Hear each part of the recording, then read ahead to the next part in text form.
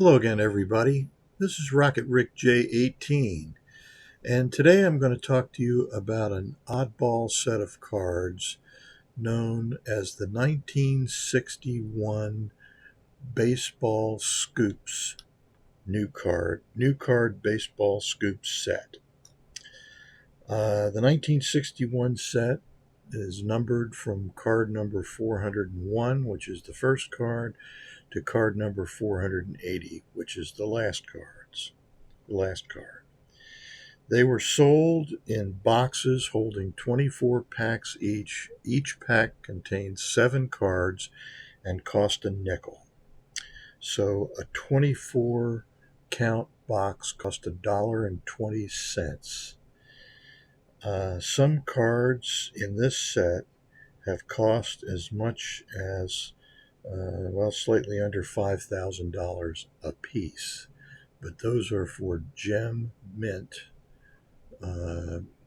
examples.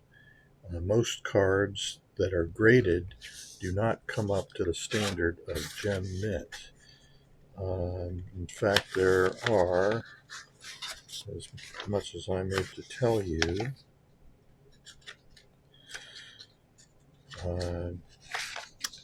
10,932 cards that have been graded by PSA, out of which 468 have been graded gem mint. So that is about roughly slightly less than 4%, I guess. Some of the cards have no gem mint examples, and the biggest number of examples are card number 448, Cy Young Honored, which has, it doesn't say how many it has, but that's the one that has the most PSA 10s.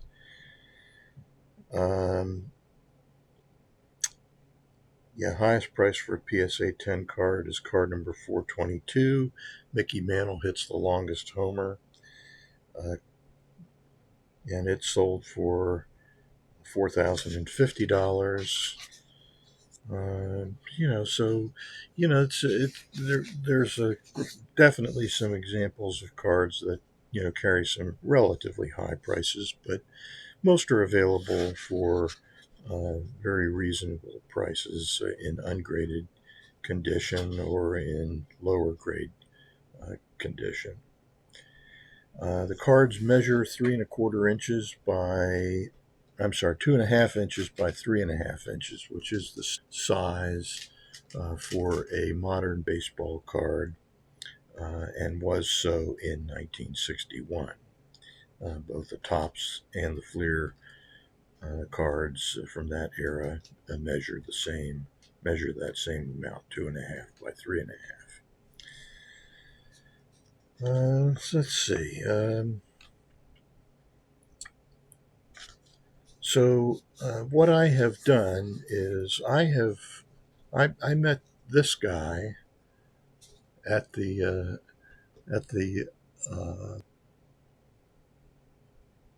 Strongsville, Ohio card show. His name is James Gillum, and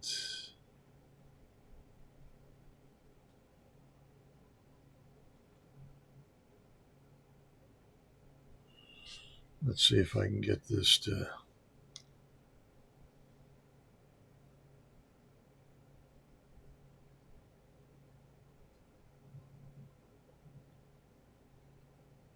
focus.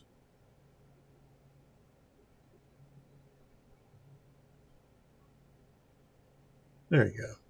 Anyway, James is a really terrific guy, and he is a Yankees fan. He has a YouTube channel, but it has no content.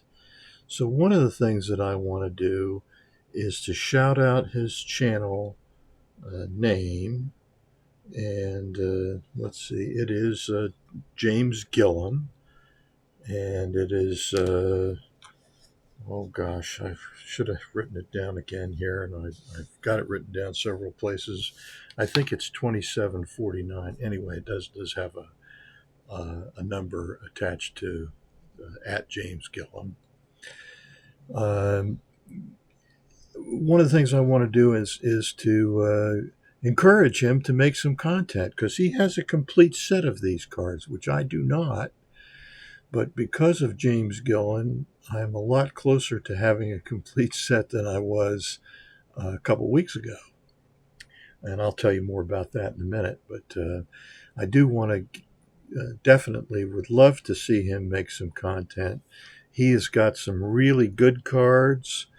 He had a recent pickup that I'm very envious of, and that is his 1969 Mickey Mantle white letter variation, which he has in very good condition, very nice condition. I won't say good because that actually has a quantifiable meaning. Nice does not have a quantifiable meaning, but you get the idea. It's very pleasing to the eye. Uh, so anyway, James, if you watch this, please put yourself on camera and press the play button and tell us about that lovely 1961 new card scoop baseball scoops set that you have. I hope that doesn't. I hope you don't feel intimidated by that, but really, it's.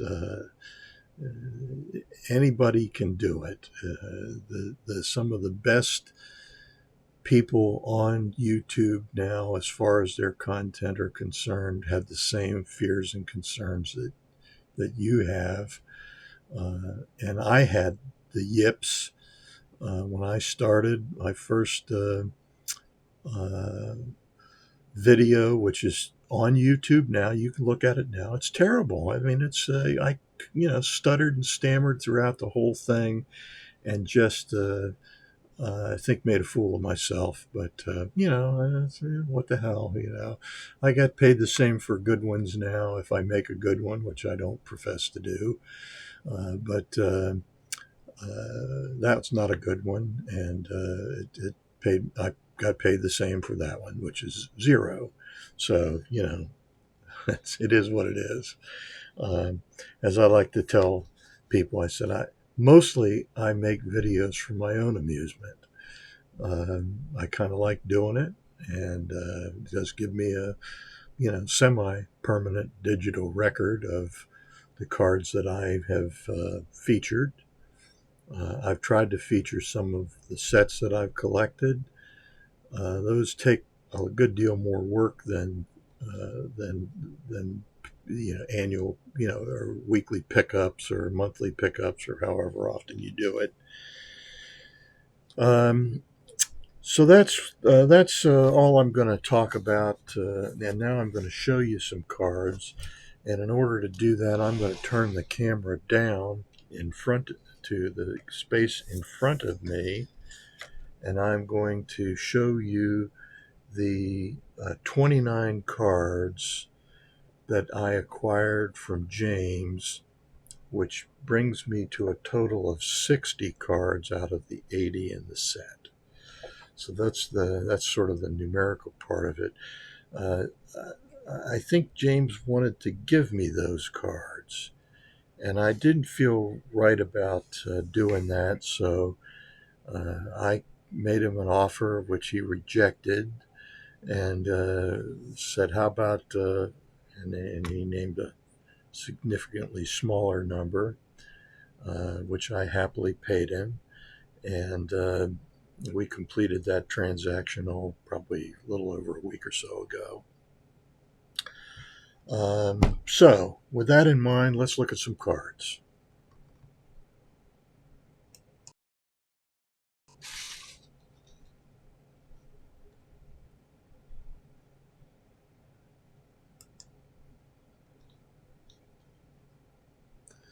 So there's James Gillum. Thank you, James, for what you all are about to see. So the cards, I'm going to show them in numerical order. The ungraded cards first. Then I'm going to show you the first card. Jim Gentile powers Birds into first with 7 RBIs. In 1961, Jim Gentile hit 5 Grand Slam home runs, which I believe at the time was a record for a single season. It either was the record or it tied the record, which the most Grand Slam home runs in a career at that time was held by Lou Gehrig with 23. That has since been surpassed by Alex Rodriguez, who hit, I believe, 24.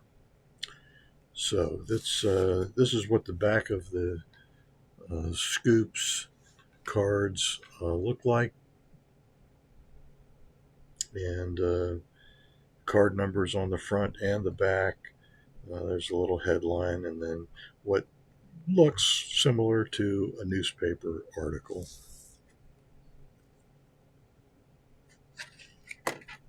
Of course, it's not a newspaper article. Here is the card number 404. Willie Mays 3 triples, Paces Giants victory.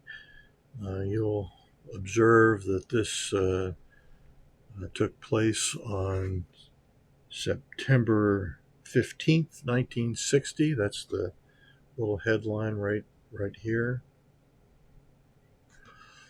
And you'll also notice that on the prominently displayed on Willie's cap is the New York Giants emblem, which was last seen in a game that mattered in 1957 at the end of the season. At the end of that season, the Dodgers moved to Los Angeles and the Giants moved to San Francisco, where both of those teams remain to this day. So this is obviously an old picture. Even in 1960, it was old. Card number 405, Indians Woody Held slugs 2 homers and has 6 RBIs. Now, Woody Held was a journeyman infielder, I believe, for the Cleveland Indians.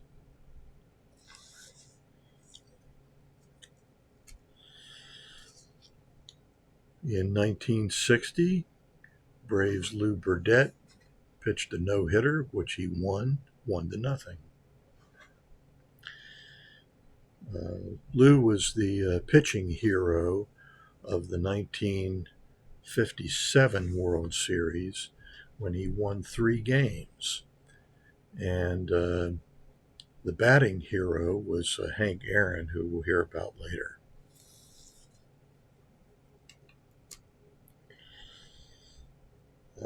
In a game in 1960, Dick Stewart had 13 total bases, hitting 3 home runs and a single.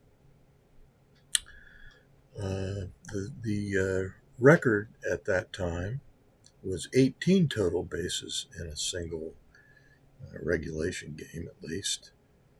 And that was held by Joe Adcock, who hit 4 home runs and a double for 18 total bases. And that record has since been eclipsed.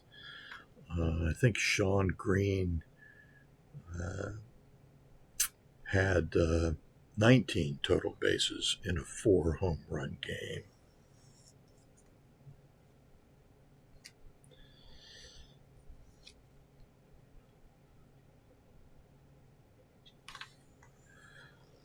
For a time, the Washington Senators were sometimes referred to as the Washington Nationals or the Nats.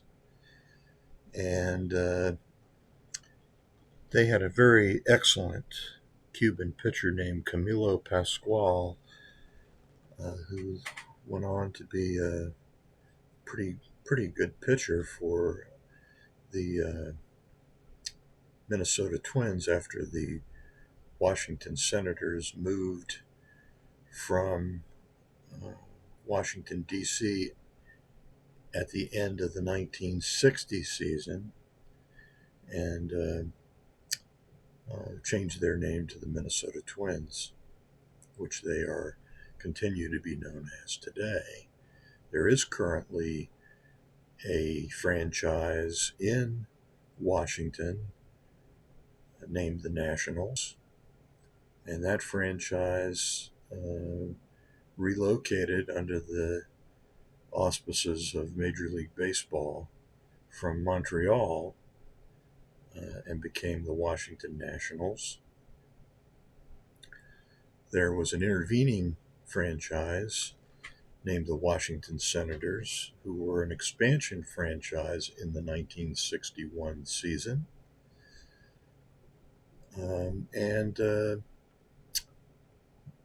That team has since relocated to the Dallas-Fort Worth, Arlington, Texas area, whatever it's currently known as, and is now known as the Texas Rangers, and they won their first World Series in 2023. Well, that's card 411. Card number 412 commemorates Eddie Matthews' 300th big league homer. Eddie Matthews went on to hit a total of 512 home runs, tying him with Ernie Banks on the all-time home run list. He's since dropped a few spots, partially as a result of some of his comrades passing him up, and maybe influenced by artificial sweeteners, which there's absolutely zero evidence that Eddie Matthews ever enhanced himself in any way other than the occasional beer. Card number 416 notes that Roger Maris nips Mickey Mantle for the AL MVP award. This is for the 1960 season. Maris won the first of his two MVPs that year and followed it up in 1961 by hitting 61 home runs and establishing a new season record for home runs, formerly held by Babe Ruth with 60. Although, as Bowie Kuhn had noted with the famous asterisk, Maris hit his 60th home run in a game after the 154th game of the season. And so Bowie said, well, you got to have an asterisk next to your name, and it had it for a while. Now it no longer does. Babe Ruth, of course, played 154 games in 1927 and hit 60 home runs. Roger Maris hit 59 home runs by game number 154, and he hit two more through game number 160, actually 61, but 62. He played 100. Didn't play in 162 games, but the season had 162 games, and I think it was game number 161 when he hit a long home run off of Tracy Stallard, the Boston Red Sox, for his 61st home run. Mickey Mantle hit 54 home runs in that season, but he missed the last 2 weeks of the season with an infected abscess in his leg, which he got taking a vitamin C injection, or some vitamin injection, because he had a cold, and that cost him the last 2 weeks of the season. He was already a home run or two behind Roger at that point in time. Certainly, Roger might have gone on to set the record anyway, but Mantle fans like me like to point out that Mickey got lost his chance due to injury. In 1958, Ernie Banks led the league with 47 home runs and earned his his first of two consecutive MVP awards. He also won the award in 1959 in the National League. And as mentioned, Banks also hit 512 home runs in his career, along with Eddie Matthews. Now here's the guy who holds the record for most number of home runs hit in a single day, because in a doubleheader, Stan hit 5 home runs, 3 in one game and 2 in the second game. So that's a record which he holds all by himself still, and probably will, because they hardly ever play a doubleheader anymore. Back in those days, and early in my career as well as a baseball fan, teams actually played scheduled doubleheaders, and you got to see 2 games for the price of 1, except in Boston, because Boston would play what were called then day-night doubleheaders, and they emptied the stadium out after the first game, and you had to have another ticket to come back in for the second game. So, they were the only ones that did that on a regular basis, at least. Cheapskates. I'll tell you a story about the first doubleheader that my wife and I ever attended together. It was in Philadelphia, where we would try as much as we were able, or as much as I was able, to go to a doubleheader between the Pirates and the Phillies. And sometimes we would go in Philadelphia, and sometimes we would go in Pittsburgh. So this would have been sometime between 1973 and 1975, because that's when I was in Washington, and I met my lovely wife to be, and we went to a doubleheader in Philadelphia. And at the end of the second game, with the score tied 2-2, my future wife stood up and started gathering her belongings, and I said, "Where are you going?" And she said, "Well, isn't that the end of the game? I mean, the ninth inning isn't it 9 innings?" And I said, "Well, normally it is, but if the score is tied, they keep playing until somebody wins." Well, we've now watched 18 innings of baseball, which greatly exceeded our attention span. And we stayed to watch the end of the game, which I think the Phillies won. I'm not 100% sure, but I believe they did. So here is card number 423, which is Roy Sievers captures the home run title for the Senators for 1957. Roy was later traded to the Phillies, and I saw Roy play in several games as a Phillies player back at Connie Mack Stadium. The doubleheader we saw was at the Vet. Here's card number 426. Eddie Gaedel, who was vertically challenged.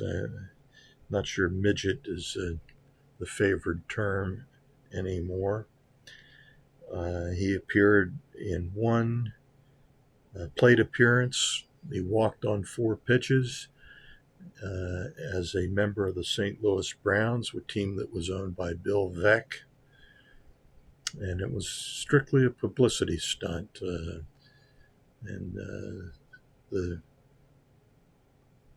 then commissioner, I'm not sure whether, I think it was still Happy Chandler. So in 1951, he said, "No, come on, we're not going to, it's not a carnival. We're not going to have a sideshow." So Eddie was no longer allowed to appear on the field in a baseball uniform. Card number 432, Furillo hero in third World Series game. This is 1959 when he represented the Los Angeles Dodgers. And that was the first World Series championship after relocating from Brooklyn. And only the second in franchise history. Here is an interesting card. Card number 434. Bill Dickey chosen as All-Star catcher. It's 1936. Called Greatest of All Time. This is the only card in the 80 card set that does not feature a photograph. Instead, it's what appears to be a pencil sketch of Bill Dickey. And here's the back that tells you about some of Bill's career. And of course, Bill's uniform number 8 has been retired for both him and for Yogi Berra. Bill Dickey was brought back as a catcher to help teach Yogi Berra how to catch at the big league level. And he I think contributed pretty greatly to Yogi's success as a catcher. I don't know that he had much to do with Yogi's success as a hitter, because I think Yogi could fall out of bed and hit anything thrown near home plate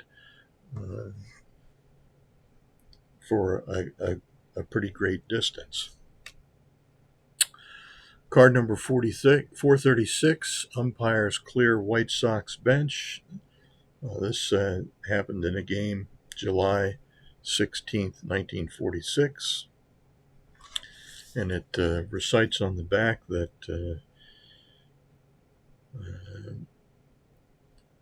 angered by bench jockeying from the White Sox, the umpires got tired of warning the players and chased them all to the showers.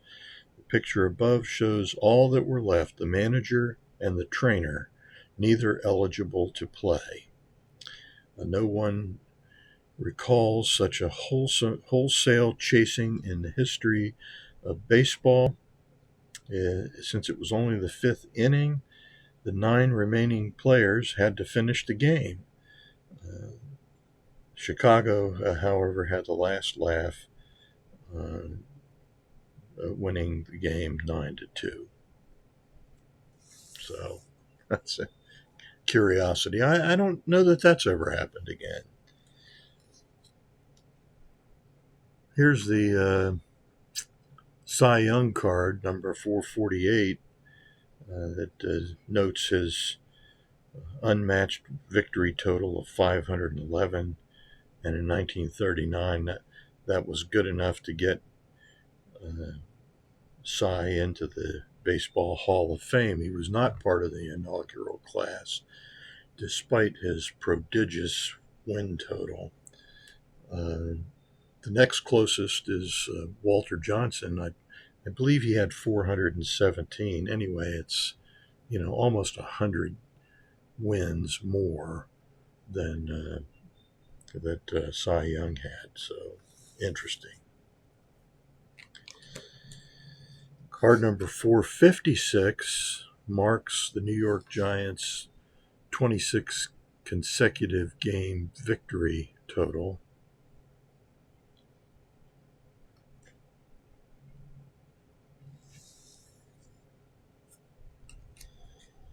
Card number 457, Ted Kluszewski. Helped lead the White Sox to a 11-0 victory with 2 home runs in the first game of the 1959 World Series. Card number 458, Mel Ott walks 5 times in a single game. He has done it 4 times in his career.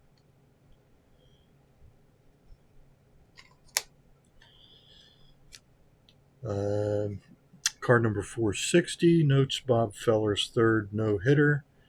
He is the only modern pitcher to get 3. Later in the 60s, Sandy Koufax pitched his 4th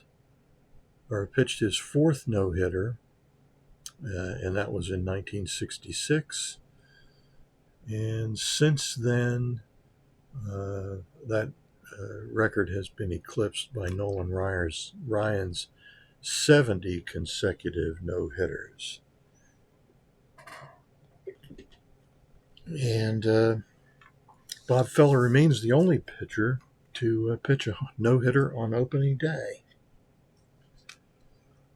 Card number 466, Bob Allison named American League Rookie of the Year for 1959. You'll see that he is wearing a Washington Senators cap because the team had not yet had not yet moved the franchise to Minnesota, which they did not for the 1960 season, but for the 1961 season. Thereafter, Bob would wear the TC cap of the Twin Cities. Card number 469, Carl Erskine strikes out a record 14 Yankees in the 1953 World Series, but the Yankees still went on to win the 1953 World Series, beating the Brooklyn Dodgers. Card number 470, Sal Maglie pitches a no-hit game, and that happened in 1954. I'm sorry, 19. Just got to look a little closer. 56. 1956. However, as we know, although they won the pennant, got into the World Series, they lost to the Yankees in a 7-game World Series, 4-3. Card number 475 denotes Mickey Owens' dropped 3rd strike. The batter who swung at that dropped 3rd strike was Tommy Henrich in the 1941 World Series, and that is the final ungraded card. And we also have some graded cards, which I'm going to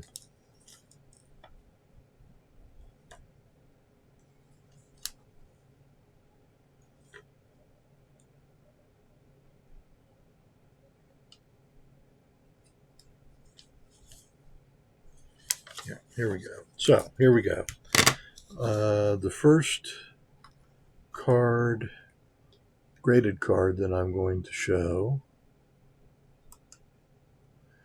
is card number 427. And of course, this is a photograph of Willie Mays making his over-the-shoulder catch near the wall, and just to the right as you're facing the wall, just to the right of where that cutout, famous cutout at the Polo Grounds was. So this is in the 1954 Game 1 World Series match, which the Dodgers won when Dusty Rhodes hit a home run in extra innings to win the first game. I believe the Giants went on to sweep the Indians in that series. Here is card number 444, in a SGC 1.5, noting Robin Roberts' 58 win games win total for the 1950-52 baseball season. Great achievement by a great pitcher. Here is card number 447. This is the one that shows where Babe Ruth hit his 60th home run, September 30th, 1927.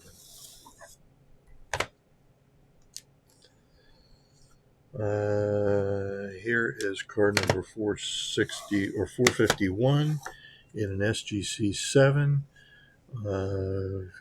Braves take pennant first for Milwaukee, not the first for the Braves, because the Braves won some pennants in Boston before moving to Milwaukee.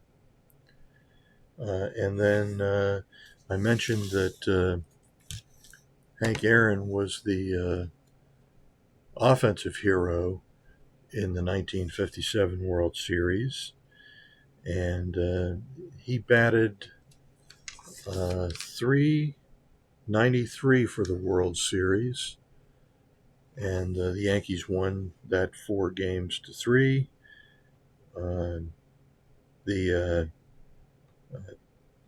batting average for the rest of the team, it's not counting Hank Aaron in the World Series, was .209.